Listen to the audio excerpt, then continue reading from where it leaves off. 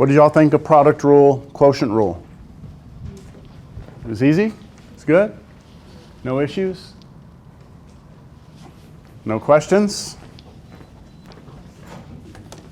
No? No questions over product quotient? All right. Well, today we do the chain rule. This is the big one, okay? Of course, if you don't understand the other rules, you can't go forward, but the chain rule is really where, in my experience, this is where we figure out who's going to do well in Cal 2 and who's not going to do well in Cal 2. The chain rule is just, yeah, it's no pressure. I'm just want you to be ready for this, all right? So let's do a quick review of some stuff from college algebra, right? Composition of functions.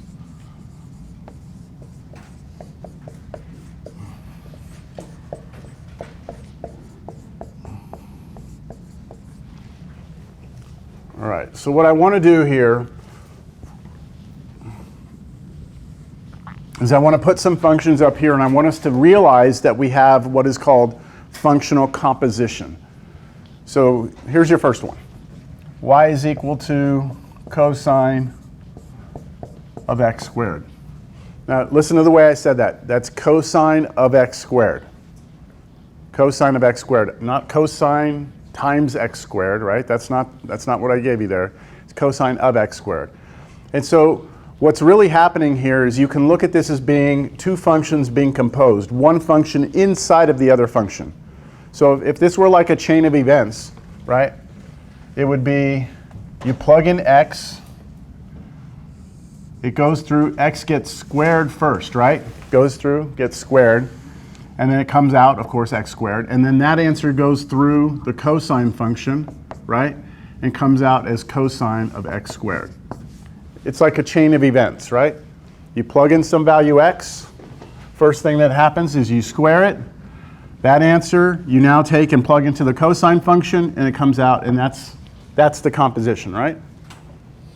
It's different than multiplication, right? So one way we could look at this is that we have two functions. We have an outer function and an inner function. The outer function would be the function f of x equals cosine x, and the inner function would be a different function, I'll call it g of x, is the function x squared. And what we're doing is we're taking this function g and we're plugging it in to the x right here, right? So we're doing this. This is a college algebra thing. We write f, inside of f we put g. Does that look familiar from college algebra? In college algebra we actually call this fog, right, or f of g of x, right? That look familiar? Some function inside of another function. That's composition. What we want to be able to do today is figure out what the derivative of a composition of two functions is. So what's the derivative of something like this? You can't use product rule. You can't use quotient rule because this is not a product, this is not a quotient, right? This is functional composition. So we need some sort of formula, right? Some rule on how to differentiate this. So here's the rule, all right? This is the rule. It's a very simple rule. I put it on the board and you're like, okay, that looks simple, but implementing the rule is a little bit more challenging. So this is the chain rule. This is the big rule.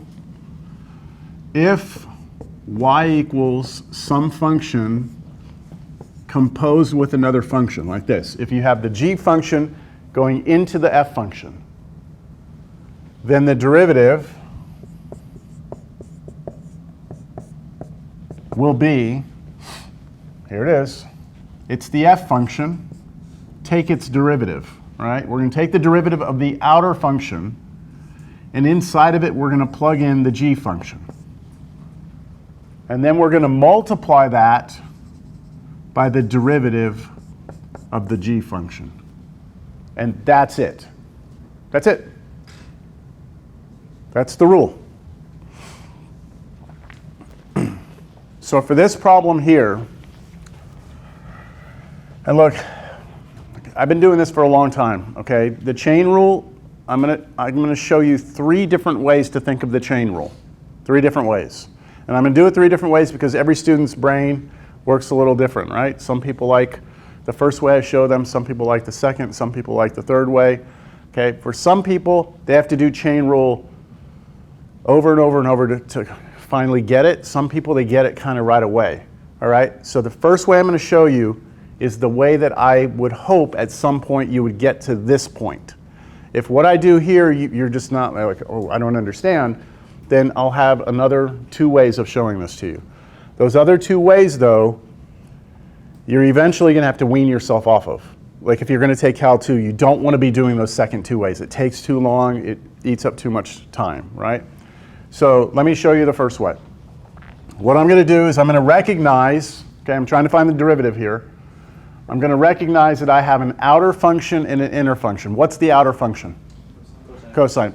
How can you determine what the outer one is? I mean, by looking maybe, right?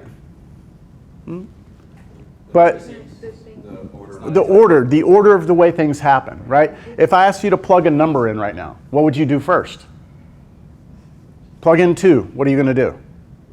Square it. That's the inner function, right? And then after you square it, you're going to do what? Cosine, the outer, right? So the outer function is where I'm going to start. So I like to use like props for this. Let's do, yeah, we'll do this dirty rag. Okay. So I would like for you to tell me what the derivative of this rag is. What's the derivative of cosine of a rag? Negative sine of a rag, right? Yeah. Okay, so negative sine of the rag. What's the rag? X squared. Okay, so what you've done right now is you've done this part. You've taken the derivative of the outer function, right? The derivative of the outer function was derivative of cosine. You took the derivative of that and you got negative sine. But what did you plug into it? You plugged g of x in. So you plugged in the rag and you didn't touch the rag, right? You just left it alone. Yeah? Times, chain rule says now I multiply by, now I'm going to take the derivative of what was in here. So now I'm actually going to uncover this. I'm going to ignore the cosine because I've already taken derivative of it. And what is the derivative of x squared? 2x. I'm put that right there. I'm done. Okay? I'm done. Now I can clean this up a little bit. I can move the negative, I can move the 2x out in front with the negative. And I can put sine of x squared here. There it is. That's your derivative. What do you think about that? That makes sense or not? Yes?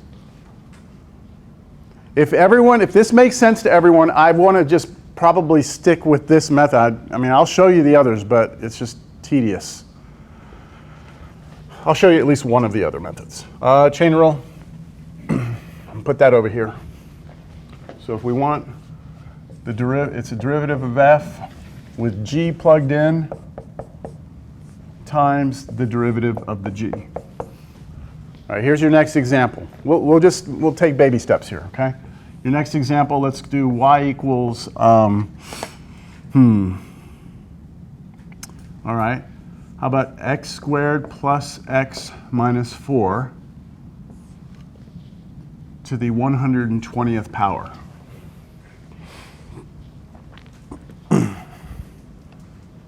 I want the derivative of this. Do you see composition? Yes. You do? You see an inner function? You see an outer function? What's the inner function? This entire quadratic, right? That entire quadratic there is the inner function. When you look at that inner function, if it was just this, could you take the derivative? Yeah, sure, right? Because it's addition, you can do them piece by piece, right? So that's my inner function, and then my outer function is that I'm raising it to the 120th power, right? So let's try for the derivative. I'm going to use this again. I'm going to cover up the inner function. It's going to be this rag right here. What's the derivative of a rag to the 120th power? Yeah, so you're going to do the power. So I'm using the power rule, right? The 120 comes out, and then I have the rag to the 119, right? What goes inside? The rag, but I don't change it, right? I just put x squared plus x minus 4. That's this right here. That's this first part. I've taken the derivative of the outer function, which was the power rule, and then I rewrote the inner function. I didn't touch it. And now I need to multiply that by, so I'm not done, right? Multiply this by what? The derivative of that thing that was covered up, right? So what is the derivative of what's in here? 2x plus 1. Now, you have two terms here, don't you? Two terms? Multiplication? You have to have it in parentheses. Okay, I will take off on the test if you don't put this in parentheses. If it's two terms, this whole thing has to multiply times this stuff, right? So if you don't put the parentheses, then you're only saying that 2x has to multiply by that. That's it, you're done. Okay?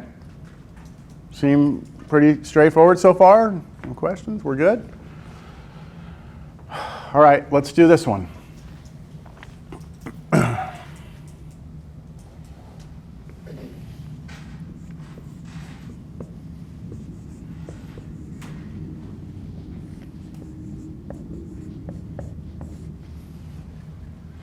Yes?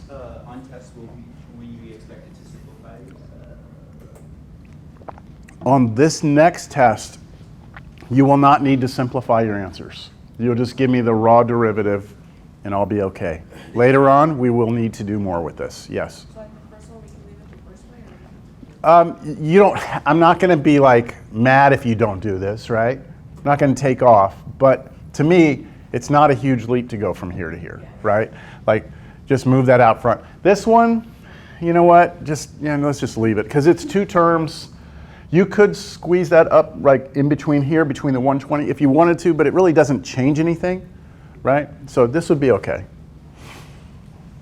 You weren't teaching us a different way, right? Because we did the same exact thing. I'm doing the same way, right? I haven't shown you a different way yet. I'm just thinking through, right, what I need to do. Inner function, I'm identifying inner and outer functions. Okay, how about this one? Is this composition?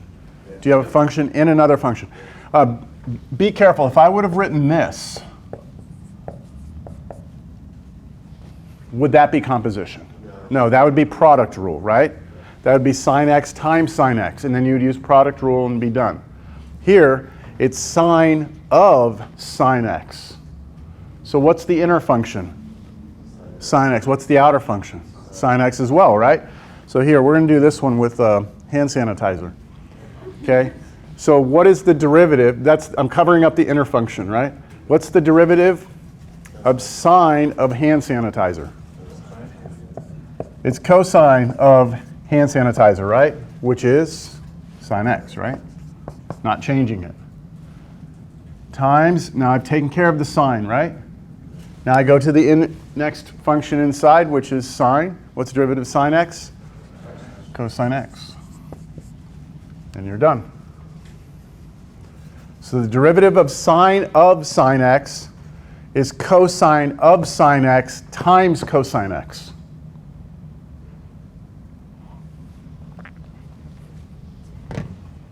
All right.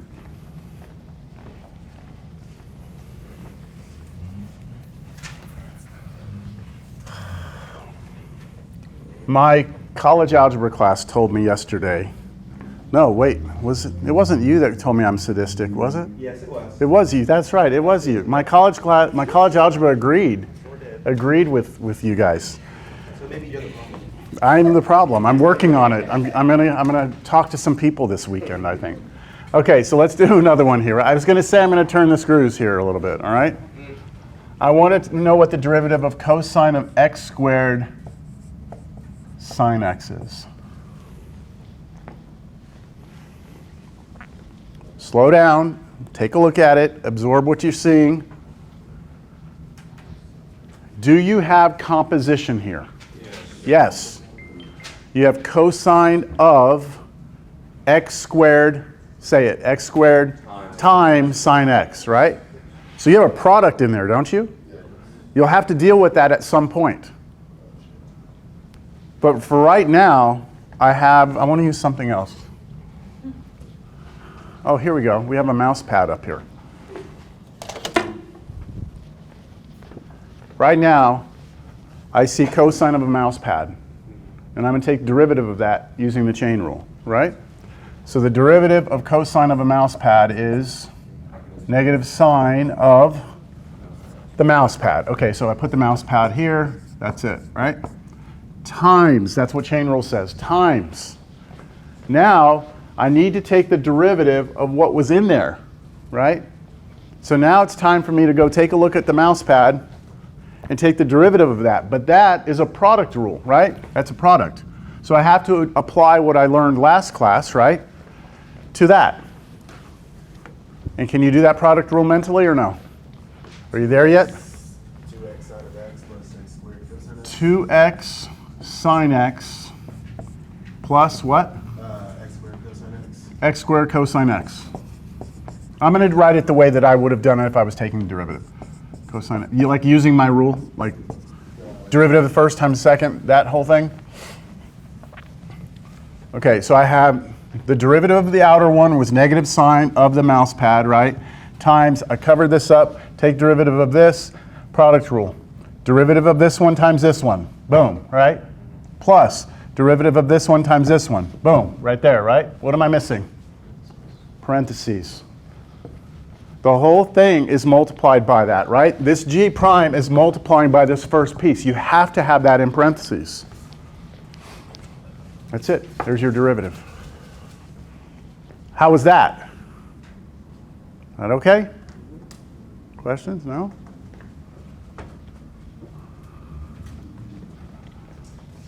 How about this? How about y equals x squared cosine x? Oof. Turning the screws.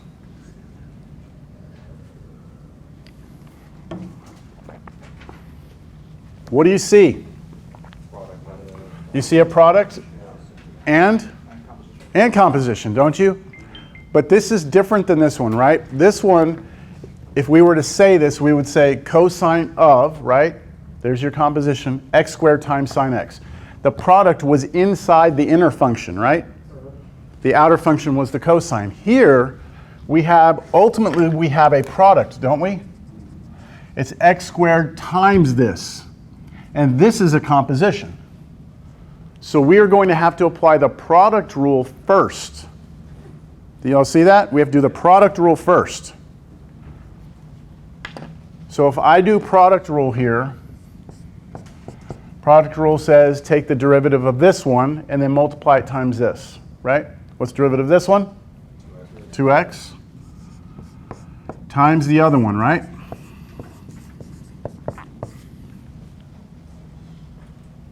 Plus, right? Plus. Now I have to take derivative of this one, cosine of x. There's composition. Maybe we should look at that over on the side. Cosine of x. We have to take derivative of that. That's our next step, isn't it? If I wanted to, I could write it this way. I need to write cosine of cosine x, that right there. I need to take its derivative, right? And then multiply by x squared. Do y'all see the product rule here? I did derivative of the first one times the second, plus the derivative of the second one. I haven't done it, right? I'm going to do it over here, but I need that derivative and then times the first function. Maybe it would have been better had I not done this derivative and just put derivative of x squared is going to be here, right? Derivative of this times this plus derivative of that times that. This is all the product. This is all part of the product rule, right? Do y'all see the difference though? No? What's up? Ask questions. I mean, this is the time. Look, chain rule, can't do chain rule, can't do calculus. That's the way it works. Why do I need the cosine x where? Right here? Okay, product rule from last class. If this is some function f and this is some function g, right? And they're being multiplied, right? And I go to take the derivative. Last class we had a formula from last class, right? it said that you will take the derivative of f, multiply times g, plus then the derivative of g times f. Do you remember me giving you that formula last time? That's what I'm doing. This is my f, I need its derivative, times g, so that's why I put this here. Right? That's this, and this. Plus, now I need derivative of g, which I haven't done yet, that's this, times f, which is this. Got it? Sure? Yes. Okay, everybody got it?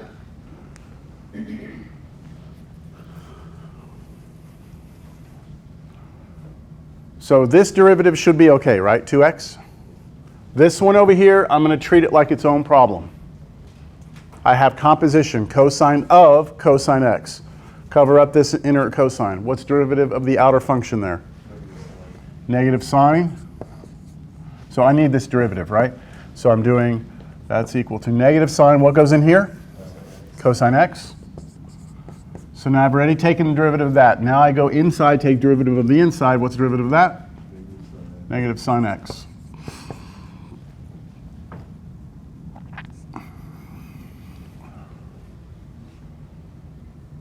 I am going to clean this up a little bit because I have a negative here and a negative here. So I'm going to make it positive. I'm going to make it sine of cosine x times sine x. That's it. That's the derivative of cosine x.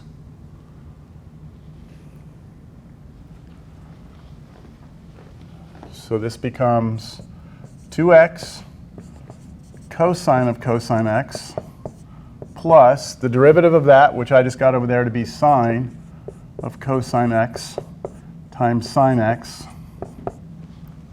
And what's still here? I'm missing something. Times x squared.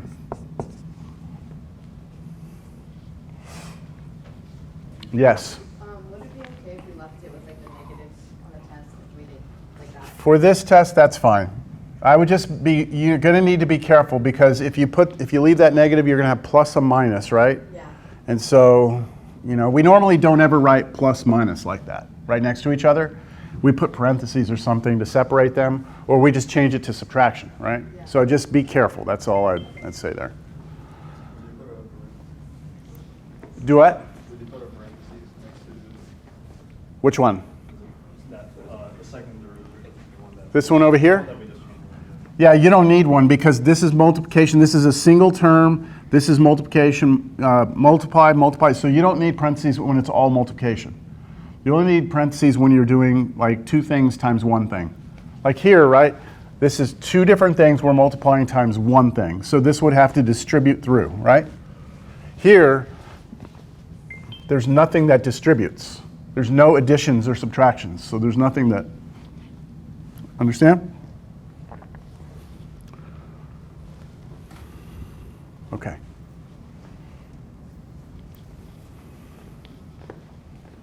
As you can see, this could get complicated pretty quickly, yes? I'm going to give you some to practice, okay? I mean, like, I want us to, like, everyone to, you know, get their hands dirty with this today. But let's try another one before we do that. This is a whole thing of, like, how hard do I push here? Tangent of sine of the square root of x plus 1.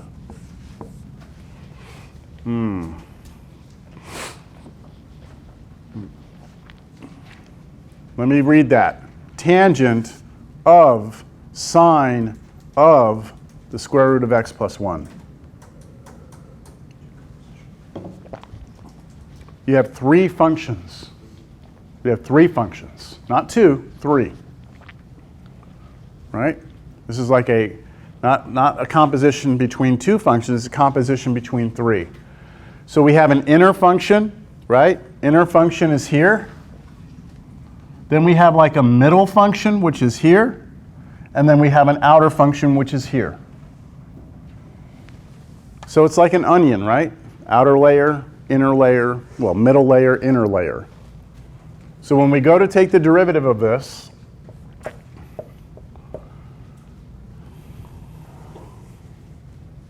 tangent of this. What's the derivative of tangent of something? Secant squared. So I'm going to write now secant squared of all of that, right? That's what I'm going to write. Secant squared of all of this.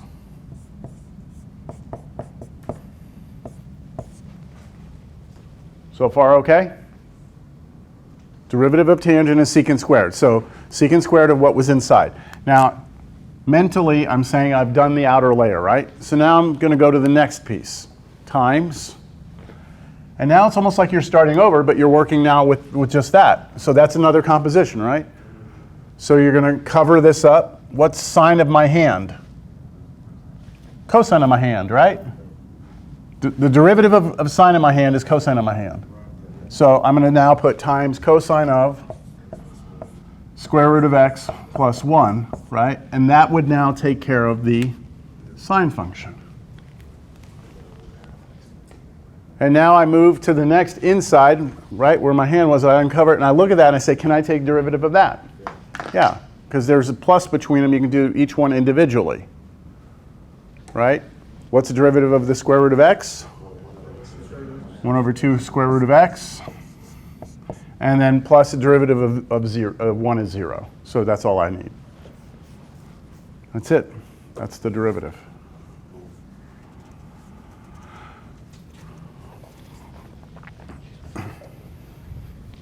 All right, let me give you a few problems to work on, all right? And then we'll do more. I want to see where you are with this at this point.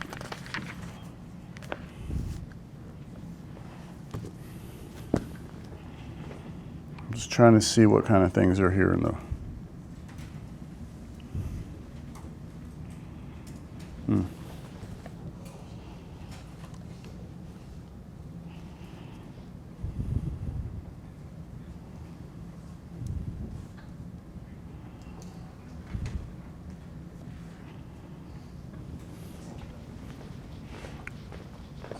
Yes. Where'd you get the last part of the equation?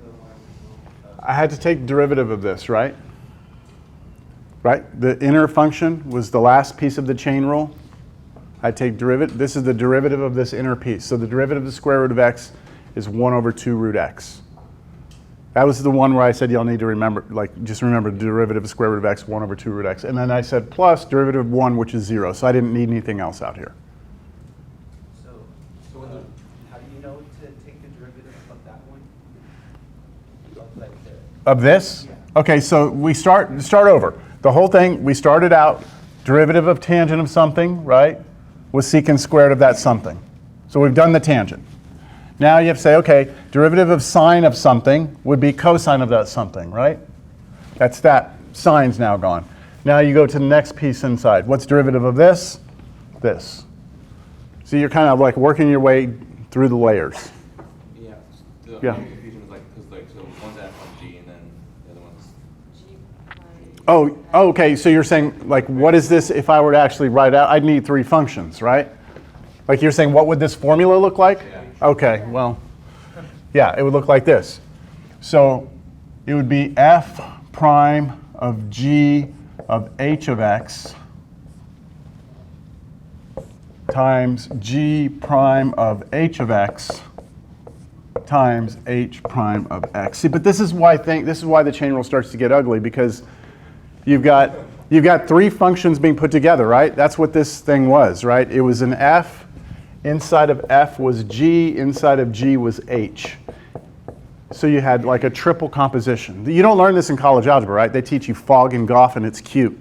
That's why I don't like doing fog and goff, because it doesn't get cute in calculus. It's f of g of h, right? It's 3 functions together, f of g of h. So what's the derivative of this? It's the derivative of the outer function. Don't touch the 2 inner ones. Times the derivative of the middle function with the function that was inside of that, times the derivative of the inner. So outer to in when it comes to the functions, and then every time you do the derivative on the next one, you do the derivative of the one prior and drop. Yeah, that's right, yes. It was a new formula depending on how many terms. Yeah, if you had 4 functions, then it would be different. Yeah. That formula only works with 2, yeah. Yeah, I don't know why they call it. Okay, so look, let me do a different approach, okay? Let me do a different approach. What was the first problem I gave you? Cosine. Cosine x squared? Cosine x squared. Okay, let's go back to that one.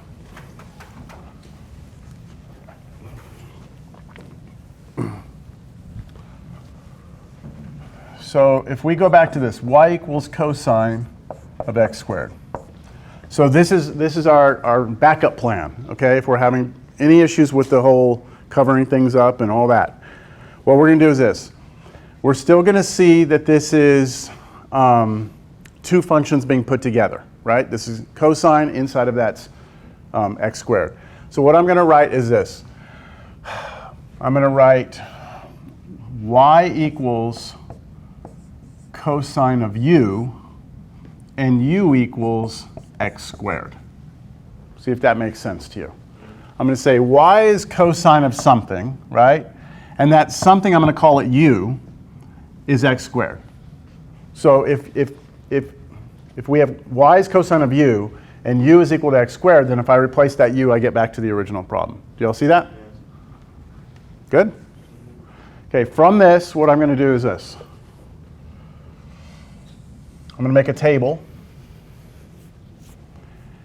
And on this function, what I'm going to do is I'm going to take the derivative with respect to u. Watch. I'm going to take the derivative on the left side, the derivative of y with respect to u. I'm using Leibniz notation instead, just because it makes this process nicer, all right? Equals, what's derivative of cosine of u? Negative sine of u. Is that okay with you so far? Yeah?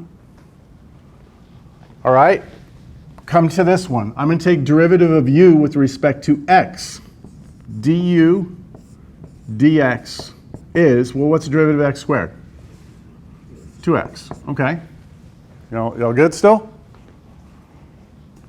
What are we trying to find? Well, we're being asked to find y prime, aren't we? That's what we want? And what we need to know from our notations we learned before is that this really means dy dx. I told you all that, right? These two mean the same thing. So I want to know what dy dx is. And here's what I know. dy du is that, and du dx is this, right? So do y'all see that dy dx could be rewritten as dy